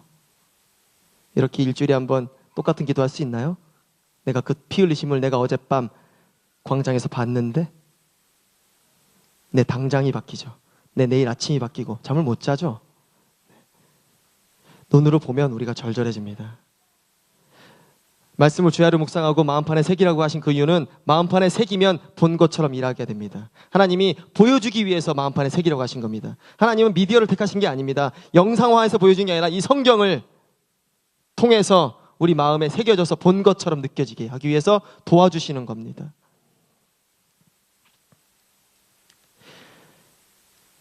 마치 본 것처럼. 하나님 저는 이 시대에 태어나서 못 본 시대고 하니까 못 본 것처럼만 신앙생활 할게요. 그런 계약이 어디 있습니까? 본 것처럼 하나님 붙잡으시는 여러분들 되시기 바랍니다. 정말 좋은 세상 됐습니다. 우리나라 세계 인천공항 2위 공항 됐고요. 힘들다 말을 하는데 사실은 진짜 힘든 거 맞나요? 예. 이미 태어났을 때부터 좋은 세상이어가지고 얼마나 좋은 세상인지 모르시겠죠. 특히 우리 아이들. 아마 3000년 전에 태어났으면 지금 되게 좋을 텐데. 되게 좋다고 느낄 텐데. 네. 다 살아보면 지금 최고인데 느낄 거야 아마. 그래서 되게 감사할 거야 아마. 엄식형 열심히 살 거야 아마 감사하면서. 인천공항 세계 2위예요. 진짜로. 전 세계 그 주차장이 전 세계에서 가장 넓답니다. 주차장이 그게 꽉 찹니다. 우리나라 이제는 마인드가 어디까지 높아졌냐면 여행을 안 가면 이상한 나라가 됐어요. 우리 벌써 그러지 않아요 지금? 여행 안 가면 막 이상한 나라가 됐잖아요. 우리 마인드가 다 올라간 거예요. 옛날에 한 20년 전만 10년 전만 해도 여행에 대해서 그렇게 막 그러지 않았거든요. 다 똑같이 높아진 거예요. 거기 주차를 해야 돼요. 꼭 가서. 세계 여행객 수, 휴일날 여행객 수, 가족 여행객 수 세계 1위. 매해 우리가 독보적으로 신기록 갱신하고 있습니다. 매해. 2위가 없어요. 우리가 계속 1위예요. 1위하고 그 다음 해에도 우리가 또 신기록 우리가 계속 깨고 있어요. 엄청난 나라입니다 지금. 그러면서 힘들대요. 세계 중형차 보급률 1위. 애기 나면 무조건 RV를 타야 돼요. 네, 도로는 좁아 죽겠는데 차는 커져야 되고 유모차는 무조건 싣고 다녀야 되고 유모차 몇 번 타지도 않으면서 싣고는 달아야 돼요. 어떤 폼이라고 그러죠. 싣고 다녀야 되고 또 그것도 좋은 것 등치 큰 걸로. 벤츠 소비량 국민 숫자 대비 1위. 산후조리원이 있는 나라, 산후조리원이 유일하게 있는 나라예요. 그건 아세요? 전 세계가 산후조리원이 없습니다. 우리나라만 있어요. 그것도 모르셨죠? 중국이 지금 따라하고 있어요. 근데 이걸 왜 말씀드리냐면 우리의 방향성을 보라는 거예요. 이 나라의 지금 방향성을 보라. 방향성이 어떤 물리적인 걸로만 가고 있어요. 더 편하게, 더 따뜻하게가 답인 줄 알아요. 어떤 선진국도 그러지 않습니다. 선진국일수록 산후조리원, 후진국인 중국이 지금 산후조리원을 만들고 있는 거예요. 우리랑 마인드가 똑같이 가고 있는 거예요. 예. 마치 되게 못 사는 나라에, 못 사는 가정에서 로또 맞은 것처럼. 그러면 그 돈을 어디다 써야 될지 헷갈려하죠. 우리나라도 잡힐 겁니다. 분명히 잡혀갈 겁니다. 마인드가. 그런데 그 혼란스러웠던 우리를 살은, 그때만 딱 살은 우리는 억울하잖아요. 우리가 정신을 차려야죠. 아마 분명히 잡힐 겁니다. 다들 일찍 결혼하고 나중에는 애기도 많이 낳고 할 겁니다. 지금 선진국이 그러고 있는 것처럼. 우리나라에서만 지금 유행하고 있는 말들이 있습니다. 뭐 3포, 7포, 뭐 육아 스트레스. 우리는 말과의 전쟁을 해야 됩니다. 이 나라는. 선진국에 쓰지 않는 단어들. 근데 우리나라만 갑자기 쓰는 단어들 되게 많습니다. 점검하세요. 그거하고 싸워야 됩니다. 우리 머릿속에 밀어내야 합니다. 왜냐하면 말은 되게 위험한 게 일본에 물은 답을 알고 있다는 또 책도 굉장히 유명합니다. 물이 두 잔이 있는데 한쪽에는 예쁜 말, 한쪽에 나쁜 말. 이쪽 물은 아름답고 이쪽 물은 굉장히 흉측합니다. 사랑을 얘기했더니 예수 그리스도를 얘기했더니 굉장히 아름답고요. 사탄을 얘기하고 죽음을 얘기하고 뭐 살인을 얘기했더니 그 단어에 의해서 물이 흉측해집니다. 이쪽은 식물이 잘 자라고요. 식물이 잘 안 자라고 이쪽 곰팡이가 안 끼고 많이 끼고. 이건 팩트예요. 이건 사실이라고요. 여기서 끝날 것이 아니라 우리 몸이 70%가 물이라는 겁니다. 하나님의 질서죠. 내가 어떤 말을 선포하느냐에 따라서 내가 창조되는 것. 하나님은 말씀으로 이 땅을 창조하셨고 인간에게만 언어를 허락했습니다. 그렇다면 이건 어떤 논리일까요? 어떤 비밀이 숨어 있을까요? 내가 날마다 내 말에 의해서 창조되는 걸 의미합니다. 내가 어떤 말을 쓰는지가 왜 중요한지를 아시겠죠? 내가 어떤 말을 쓰는지에 의해서 내가 창조되는 겁니다. 내가 흉측해지는 것은 순식간입니다. 그러면 내 생각까지 조심해야 되는 건 맞습니다. 말뿐만 아니라 생각을 하는 순간 그거는 우리 머릿속에서 언어화되기 때문에. 그래서 그런 말들을 안 써야 되는 겁니다. 3포, 7포. 육아 스트레스는 뭐 언제는 스트레스가 아니었나요? 갑자기 왜 이 단어가 왜 생겨난 겁니까? 우리가 병들었다는 걸 의미하는 거예요. 상황이 변한 게 아니고 우리가 병들었음을 의미하는 거예요. 상황은 더 좋아졌는데 우리가 병들어서 육아 스트레스라는 단어를 쓰는 인간이 됐다는 걸 의미하는 거예요. 육아 스트레스는 철수와 영희가 살아가는 하는데 돌아다니면서 영희 스트레스 200번 딱 말하고 집에 들어오니까 영희를 보니까 스트레스인 거예요. 말에 영향을 받은 거예요. 조심하셔야 되는 거예요. 중2병도 쓰면 안 된다고요. 사춘기입니다. 중2병은 그 아이가 사춘기, 생각하고 보아야 할 그 시기에 가장 권위자하고의 시간을 아버지하고 시간을 원하는 그 시기에 그 아이가 보아야 될 그때 아빠가 없는 거예요. 그래서 미디어하고 친구밖에 없는 거예요. 그래서 담배밖에 없는 거고. 원래 그 아이가 어깨가 넓어졌을 때, 내가 어깨가 넓어졌네? 아빠가 어깨가 넓네? 아빠가 15년간 나를 먹이셨는데 한번 보러 갈까? 따라 나가서 화살촉을 같이 들고 아빠가 뒹구르는 걸 그제서야 보는 겁니다. 그러면서 내 어깨가 이 가정을 지키라는 거구나. 그 삶이 안정감 있게 가는 겁니다. 선진국에서는 실제로 그것 때문에 아빠들이 사춘기 때 다 붙습니다. 그 아이가 그 사춘기를 안정감 있게 보냅니다. 아무 문제 없습니다. 원래 병 걸린 시기 아닙니다. 이 나라가 관계를 놓쳐버려서 이 나라가 가정의 관계가 다 틀어지면서 너도 따로 나도 따로 그 시기에 생각하고 보아야 그 시기에 아빠가 가장 권위자가 안 보여요. 그래서 그 아빠는 돌아다니면서 얘가 지금 병 걸려가지고 약간 좀 어려운 거니까 여러분들 병이니까 금방 지나갈까요? 중2병이에요. 이런 말을 쓰는 거예요. 굉장히 흉측한 말입니다. 그 아이들 병 아닙니다. 우리 때문에 생긴 병입니다. 우리가 붙어주면 치유됩니다. 어떤 원리로? 이 시대가 가장 권위자인 하나님을 놓친 것처럼 우리가 병 들어가는 것처럼 권위자를 놓치면 병듭니다. 권위자의 관계가 안정감입니다. 아빠와의 관계가 사춘기의 안정감입니다. 하나님과의 절절한 그 사랑. 아주 친한 목사 이야기를 제가 목사님께 잠깐 담아할 때 잠깐 얘기 드리다 말았는데 그 친구 목사 얘기만 잠깐 하겠습니다. 그 친구가 저하고 정말 막역한 친구인데 목사가 됐습니다. 그러면 되게 불편해요. 아시죠? 그런 거 있어요. 그래서 제가 절대 목사님이라고는 못 부릅니다. 제가 그래서 야 김 목사 이렇게 이제 부르는데 그 친구가 아이를 셋을 낳습니다. 그래서 저를 항상 부담스러워합니다. 셋을 낳는데도 감히 나한테 뭘 못 가르치겠대요. 왜냐면 목사님들이야말로 아무리 공부하고 들여다본 거를 넘는 것이 가 보는 것이라는 걸 알기 때문에 아무리 알아봐야 대전에서 30년을 살아봐야 서울에 한 달만 살아보면 대전이 문제점이 그제서야 느껴집니다. 한국에 60년을 살았어도 캐나다에 한 달만 가보면 한국의 문제점이 그때서야 보입니다. 이게 벗어나 봐야 아는 거예요. 그러니까 이 시대 안에서 생각하는 그것들을 되게 조심해야 되는 겁니다. 벗어나는 싸움을 어떻게 할 건데요? 뭐 시대를 떠날 거예요? 아니죠. 성경 안으로 들어가는 것밖에 없습니다. 성경 안으로 들어와서 이 시대를 바라보는 겁니다. 근데 그 친구가 아무튼 저를 그래서 부담스러워합니다. 내가 먼저 간 선배 같은 친구니까. 목회자 이런 신분을 떠나서. 근데 그 친구가 넷째가 안 생겼어요. 아무리 노력해도. 저를 쫓아내려고 애를 쓴 거죠. 자식이. 뭐가 좋은지는 알아가지고. 그런데 넷째가 안 생겨요. 그래서 넷째 아이를 입양했어요. 그런데 입양하고 저한테 완전 어깨를 쫙 피는 겁니다.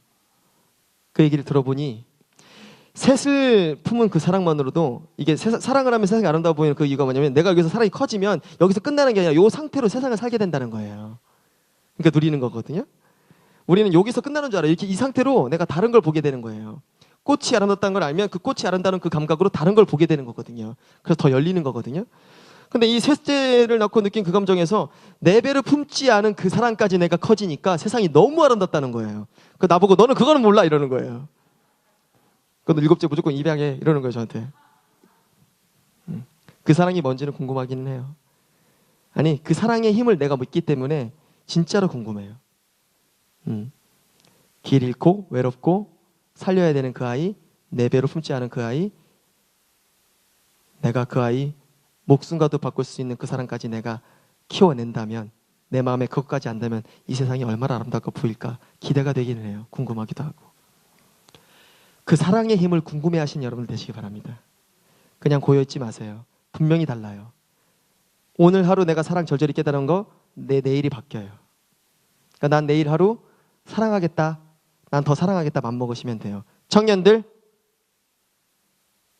또한 우리 남은 인생 어떻게 사셨으면 저는 좋겠냐면요. 하루하루 정확한 룰을 만드세요. 들을 거, 듣지 말을 거, 언어하고 싸움하시고 말과의 싸움하시고 하루에 룰을 정확히 만드세요. 일어날 시간, 잠잘 시간, 질서 어기는 것들 다 하나님 앞에 하나님이 지으신 그 질서, 먹을 거, 먹지 말을 거 모든 것을 먹을 수 있는 시대가 됐다는 것은 내 안에 룰이 없으면 병든다는 얘기입니다. 모든 것을 먹을 수 있음이 우리에게 병이 된 겁니다. 내가 이제 질서를 세워야 되는 시기가 왔어요. 특히 청년들 어른이 됐다는 것은 내가 이제 하루에 질서를 세워야 되는 시기가 왔다는 겁니다. 질서를 세우는 겁니다. 질서를 세우기 시작하면 효과를 봅니다. 어떤 효과? 주변에 몸 좋으시면 엄청난 근육 가지신 분들 다 이렇게 물어보세요. 다 뭐라고 대답하냐면 꾸준함이 답이라고 그래요. 뭐냐면 그들은 그 꾸준하게 날마다 성취했던 겁니다. 성취감은 우리를 하루를 살게 합니다. 근데 성취감은 자유로움에서 못 느낍니다. 자유는 우리에게 성취감을 주지 않습니다. 구속과 속박이 그리고 질서와 룰이 나에게 성취감을 줍니다. 내 스스로 질서 안으로 들어가시면 돼요. 나는 이거는 먹을 거야. 이거는 먹지 않을 거야. 이거는 읽을 거야. 이건 보지 않을 거야. 여기는 갈 거야. 말 거야. 언제 일어나고 뭐 하고 정확히 룰을 세우시는 겁니다. 그리고 그 하루 성취하는 겁니다. 그럼 그 하루가 굉장히 기쁘게 끝납니다. 그렇게 날마다 성취. 나는 오늘도 성공, 내일도 성공. 어느 날 압도적인 근육이 돼 있는 겁니다. 그 압도적인 근육을 만끽하는 우리 청년 여러분들 됐으면 좋겠고요. 우리 성도 여러분들 그 하루하루 성취하는 그 사랑의 기쁨으로 엄청난 압도적인 근육을 가지시는 영적 근육을 누리시는 여러분들 되시기 바랍니다. 하나님의 은혜 올려드리겠습니다. 감사합니다.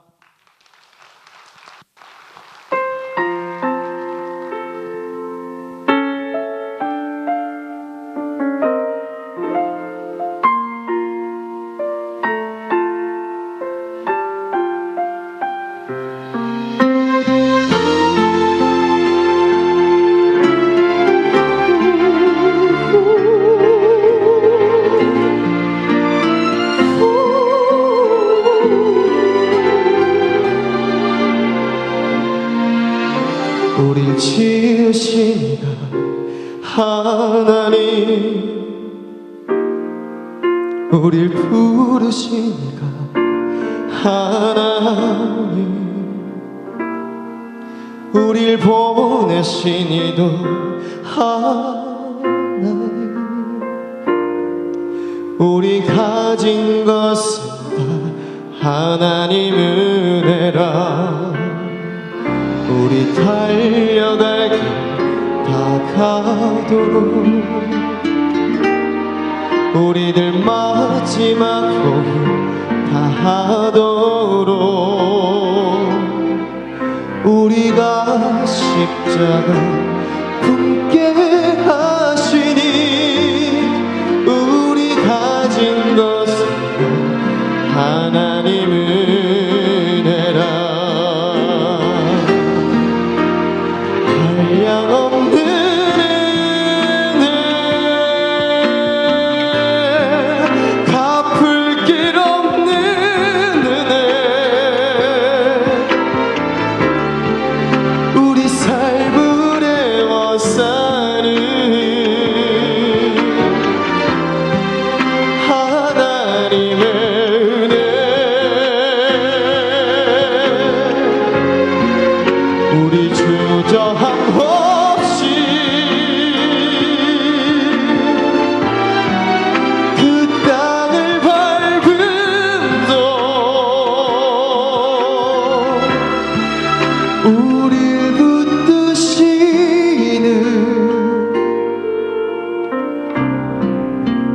하나님의 은혜 우리가 하나님과 관계를 맺는다는 것은 내가 내 마음으로 하나님을 열심히 믿어도 되는 것이 아니라 내 안에 믿음이 없음에도 불구하고 펼치는 겁니다. 내 안에 믿음이 없음에도 불구하고 무릎을 꿇는 겁니다. 우리의 그 행위 안에 우리의 생각이 제한되어 있습니다. 내 생각을 믿지 마세요. 내 사랑을 믿지 마세요. 내 사랑과 내 모든 그 마음에 일어나는 모든 현상들은 내 행위에 달려 있습니다. 그래서 교회에 나와야 되는 거고요.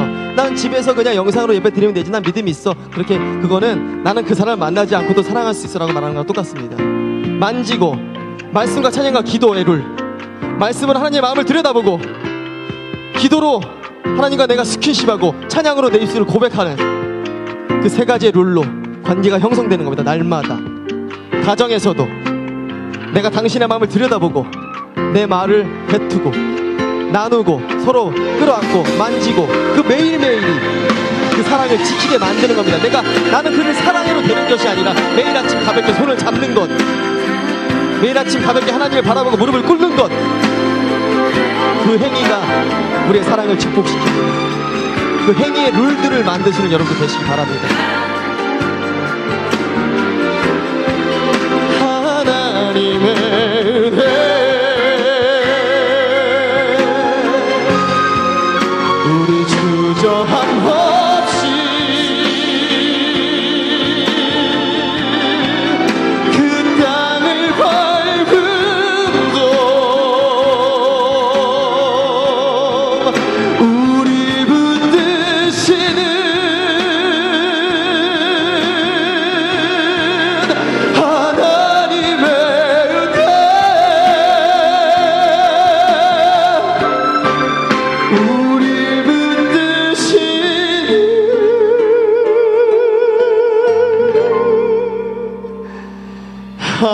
하나님의 은혜